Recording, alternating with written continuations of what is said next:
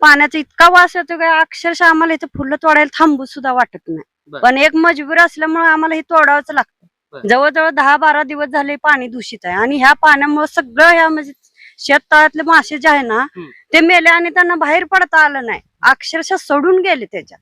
नमस्कार, मी समाधान मानसाळे, लोकन्यूज मध्ये आपलं स्वागत आहे. सध्या आपण गोपाळपूर या ठिकाणी आहोत, कारण की माझ्या पाठीमागं बघितलं तर ते एक शेततळं आहे आणि त्या शेततळ्यामध्ये पाणी येते. म्हणजे ते पाणी अशा प्रकारचं पाणी आहे की त्याच्या पाठीमागं बघितलं तर तुम्ही जे नगरपालिकेचे मल शुद्धीकरणाचा जो प्रकल्प आहे त्या प्रकल्पाचं पाणी या वाटे पूर्ण नदीला जाते वगैरे. आणि त्याच अनुषंगाने इथं शेतकरी जे आहेत, जे शेतकऱ्यांनी स्वतःच्या ते इथं विहीर किंवा तळ आहे इथं, त्या तळ्यामध्ये त्या ठिकाणी पाणी घेतलंय.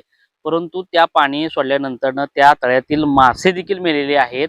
तरी सांगायचा मुद्दा एवढाच की हे शुद्धीकरण न करता जसंचे तसं पाणी सोडतात की काय हे म्हणावे लागेल, कारण की लाखो रुपयाचा खर्च त्या ठिकाणी होतोय. आणि तुम्ही बघू शकता की या तळ्यामध्ये देखील मासे मेलेले आहेत आणि विशेषतः इथली शेतकरी देखील तर हे पाणी वापरतात. आणि वापरल्यानंतर इथं बघितलं तर इथं फुलांची शेती आहे आणि या ठिकाणी जे काय भाजीपाल्यांची शेती आहे, या ठिकाणी भाजीपाल्यांची पण शेती आहे. तर हे या ठिकाणी नागरिकांच्या धोकादायक आहे म्हणावं लागेल, कारण की येथील जर मासे मरत असतील तर हे मानवासाठी पाणी अतिशय धोकादायक आहे. आणि विशेषतः इथंच तर हा प्रॉब्लेम नाहीये, परंतु हे मलशुद्धीकरणाचं पाणी हे नदीमध्ये सोडलं जातंय आणि शुद्धीकरण न होता कसं काय याच्यामध्ये येतंय हे अधिकाऱ्यांचं दुर्लक्ष म्हणावं लागेल. आणि महत्वाची गोष्ट म्हटलं तर हे पाणी नदीला जातंय, नदीला गेल्यानंतर इथं हा प्रॉब्लेम होतो म्हटल्यानंतर नदीमध्ये खाली गेल्यानंतर बरेच गाव आहेत वगैरे आणि इथं मासे मेलेत म्हटल्यानंतर नदीतले देखील ते त्या ठिकाणी जीव मरू शकतात वगैरे. तर इतकं विषारी हे पाणी आहे.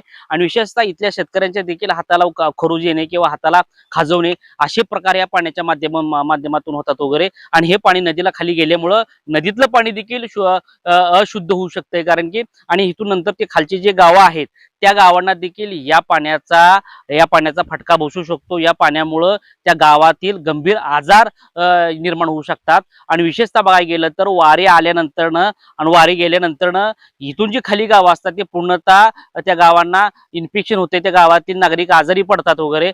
त्याच अनुषंगामध्ये याच्यामध्ये भर पडतोय का काय असं म्हणावं लागेल. लाखो रुपयाचा हा प्रकल्प या ठिकाणी उभा केलाय आणि पाणी शुद्धीकरण करण्याच्या नावाखाली कुठंतरी भोंगळ कारभार होतोय का, कुठंतरी ह्याच्या पाठीमागं कोणीतरी उभा राहतंय का, हे नुसतं शुद्धीकरण म्हणून हे दूषित पाणी खाली सोडलं जातंय का. बरं, दूषित पाणी खाली सोडल्यानंतर जे खालची जी गाव आहेत त्या गावातील त्या ठिकाणी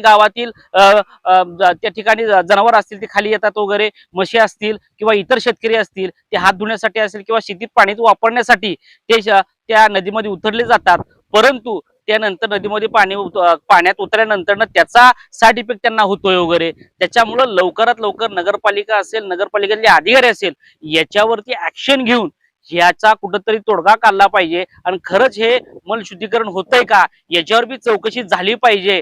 आणि खरंच जर ह्याच्यावर लवकरात लवकर काय कारवाई झाली नाही किंवा लवकरात लवकर जे काही अधिकाऱ्यांनी ऍक्शन घेतली नाही तर येथील नागरिक देखील येणाऱ्या काळामध्ये जे पंढरपूरला जे कोणी मंत्री येणार आहेत ते त्या मंत्र्यांपर्यंत हा विषय घेऊन जाणार आहे असं या ठिकाणी म्हटलं जातंय. येथील सरपंच असेल किंवा येथील जे काही वरिष्ठ नागरिक आहेत त्या नागरिकांशी देखील आम्ही चर्चा केली, परंतु हे सातत्यानं हा दरवर्षी उभवणारा प्रश्न आहे, हे कुठंतरी थांबला पाहिजे असे त्यांचं मत आहे. परंतु अद्याप थांबला नाही. वारंवार तक्रार करून देखील हे कुणीही याच्याकडे लक्ष दिलं जात नाही, दुर्लक्ष होतंय. मग हे लाखो रुपयाचा हा शुद्धीकरण प्लांट नेमकं कुणासाठी हे पाणी सोडलेलं आहे शुद्धीकरण म्हटलं, पण ह्या पाण्याचा वास वगैरे काय येते का? येतोय वास येते, घाण वास येते. लहान लहान लेकरं आजारी पडतात. बर. मी सुद्धा आजारीच आहे. बर. म्हणजे असं ही किती दिवस झालं वास आता हे झालं, लय दिवस झालं, पाणी चालू झालं वास घाण येते. येऊ सुद्धा वस्तू वाटत नाही. आता मल शुद्धीकरण आहे त्याला लाखो रुपये खर्च केला जातोय काय? सगळं खरं आहे, पण काय ते ह्याच्यावर काय होत नाही. ते बाबा लहान लहान लेकरं बी व्हायचंय मध्ये वार, त्याच्यावर त्यांनी बघितलं नाही काय. बरं, आता इथे किती लोक राहतात सरासरी इथं? 200-250 लोक राहतात. 200-250 लोकांना ह्याचा त्रास आहे, तरच आहे, वास येतोय. वास येते. तर खरं तर सांगायचं म्हटलं तर मी स्वतः इथं आहे, स्वतः या घटनास्थळी आहे. इतका म्हणजे डेंजर वास किंवा इतका म्हणजे असं वास येतं की न थांबणारी गोष्ट आहे इथं. मी इथं आल्यानंतर मला याचा त्रास होतोय. तर इथं 250 लोक राहतात, त्यांना रोज जेवायचं आहे, लहान लहान मुलं आहेत आणि असा वास येतोय. मग मला सांगा की या ठिकाणी शुद्धीकरण होतंय, या शुद्धीकरणा नेमकं या ठिकाणी बाधित व्हायला लागली लोक आहेत. लहान लहान मुलाला इन्फेक्शन होतंय. जर ह्याच्यापेक्षा मोठा जर जीवितहानी झाली तर याला जबाबदार कोण? दादा नमस्कार. काय समस्या आहे नेमकी काय? काय नाही ती एकादशी आदली जी घाण पाणी आलं इथं त्याच्यामुळे मासे वगैरे मिळेल इतका वास सुटला त्या माशाचा ह्याचा त्याचा बर. की अक्षरशः उभा सुद्धा वाटत नाही. बर. आम्हाला रोज इथं फुलं वगैरे तोडायची असते ती. बर. त्याच्यामुळे आम्हाला त्रास होतोय.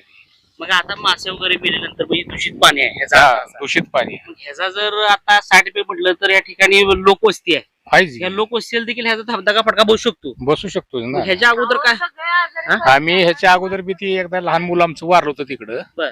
त्यावेळेला काय म्हणलं ते अंडरग्राऊंड करून घेऊ म्हणली होती. बर. ह्याला जवळजवळ 1.5 वर्ष होत आले. बर. 1.5-2 वर्ष झाली. बर. आता परवा आम्ही साहेबाला बोललो हा. ते स्वच्छतेला आलते एकदा. हा. ते म्हणले 6 महिन्यामध्ये 6 महिन्यानंतर तुमचं अंडरग्राऊंड होईल म्हणले. नळ्या वगैरे तर आलेत तिथं. खूप असा कवा होते काही. पण आता बरोबर आहे पण ते ग्राउंड खाली न जायला पाणी बरोबर आहे परंतु पाणी दूषित होते हा, दूषित होते आणि पण. मग इथून खाली गेल्यानंतर बऱ्याच गावाला त्याला नदीला ती जाते डायरेक्ट नदीलाच पाणी भेटते खाली हा. ते.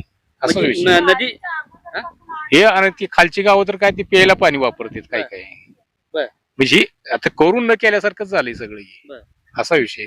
सातत्याने करून देखील अधिकारी पण एवढं मानव तर काय आम्ही सांगू तर दमलो त्यांना. तर आपल्या सोबत अजून काय महिला आहेत त्यांच्याशी आपण बोलूया. ताई नमस्कार. काय काय काय समस्या आहेत आपल्या? वारीच्या अगोदर पासून 8 दिवस हे दूषित पाणी येते. बर. आणि ह्या पाण्याचा इतका वास येतो का अक्षरशः आम्हाला इथे फुलं तोडायला थांबू सुद्धा वाटत बर. नाही. पण एक मजबूर असल्यामुळे आम्हाला हे तोडावंच लागतं. बर. आणि ह्या वातावरणानं काय होतं इन्फेक्शन झाल्यामुळे आजारी पडतो आम्ही. ह्याच्याकडे कोणीच लक्ष देत नाही. आतापर्यंत कोण चौकशी करायला येत नाही काही नाही. जवळजवळ 10-12 दिवस झाले पाणी दूषित आहे आणि ह्या पाण्यामुळे सगळं ह्या म्हणजे शेततळ्यातले मासे जे आहे ना ते मेले आणि त्यांना बाहेर पडता आलं नाही. अक्षरशः सोडून गेले त्याच्यात. त्याचा व्हिडिओ सुद्धा आमच्या शेतकऱ्यांनी काढलेला आहे. पण आतापर्यंत फक्त तुम्हीच इथं चौकशीला आलाय, कोण नाही आलं. कुठला अधिकारी वगैरे कोणी सुद्धा आलं नाही. किती दिवसापासून किती घरांना त्रास होतो याचा? हे पाणी जसं म्हणजे हे जलशुद्धीकरण झालं ना तसं पाणी पण फिल्टर होऊन सोडत होते. आता ह्या 8-10 दिवसात तर कसलंच पाणी फिल्टर होत आणि दिवसातून एकदा तरी त्यांनी घाण पाणी सोडतात डेली. एका टायमिंग मध्ये तर आहेच. काय शुद्ध जे पाणी आहे ना त्याच्यात त्यांनी घाण पाणी सोडूनच देतात नंतर. तर विशेषतः बघायला गेलं तर याचा एवढा त्रास होतोय आणि त्रास होऊन देखील अधिकारी अंडरग्राऊंड पाईपलाईन करता म्हणतात परंतु ते केल्यानंतर ना कुठे ह्याची हे सुटणार आहे का? मग जर तुम्ही जर प्लांट टाकला असेल की ही मल शुद्धीकरणाचा तर ती शुद्ध करून खाली गेलं पाहिजे. लक्षात ठेवा. जर जात नसेल तर त्याला शुद्धीकरण म्हणता येणार नाही. जे काय तुमचे दिवसातून एकदा तर सोडतात तर दिवसातून एकदा तरी घाण पाणी सोडतातच. हे वारीची नसून तर कायमीच ही समस्या आहे आणि इथल्या लोकांना त्याचा त्रास होतोय. हे दूषित पाणी नदीला जातंय. नदीमध्ये गेल्यानंतर ना काय खाली गावं पिण्यासाठी पाणी वापरत असतील, काय शेतकरी त्या ठिकाणी पिण्यासाठी पाणी वापरत असतील, काय शेतकरी तिथल्या जी काय जनावर किंवा त्या ठिकाणी जी काय जे म्हणजे शेती व्यवसायवाली लोक आहेत किंवा दूध व्यवसायवाली लोक आहेत ते लोक त्यांच्या ज्या प्राण्यांना ते पाणी वापरतात वगैरे. जर ह्याच्यावर मोठा त्यांना फटका बसू शकतो आणि विशेषतः बघलं साथीचे रोग येऊ शकतात वगैरे, नायटा खरूज अशा बऱ्याच प्रकारचे त्यांना इन्फेक्शन होतंय. तर इन्फेक्शनला जबाबदार कोण तर ही नगरपालिका जबाबदार म्हणावं लागेल आणि लवकरात लवकर याचा निर्णय लागला पाहिजे असं यांचं मत आहे. आणि विशेषतः बघायला गेलं तर एवढा हा दूषित पाणी असून देखील कुठलाही व्यक्ती या ठिकाणी आला नाही की कशा प्रकारे या ठिकाणी पाणी जातंय किंवा न जातंय वगैरे आणि चेकिंगला दिली येत नाही. म्हणजे पण हे सगळ्याकडे तरपडून मासे मेलेत. आम्ही सगळे ते मासे का तर पाणी छान राहतंय म्हणून सोडलेली होती. ती सगळी मासे मेलेत. आता मासे मरतात म्हणले उद्या माणसे मरू शकतात या पाण्यानं. मग मरणारच की काही शक्यच नाही.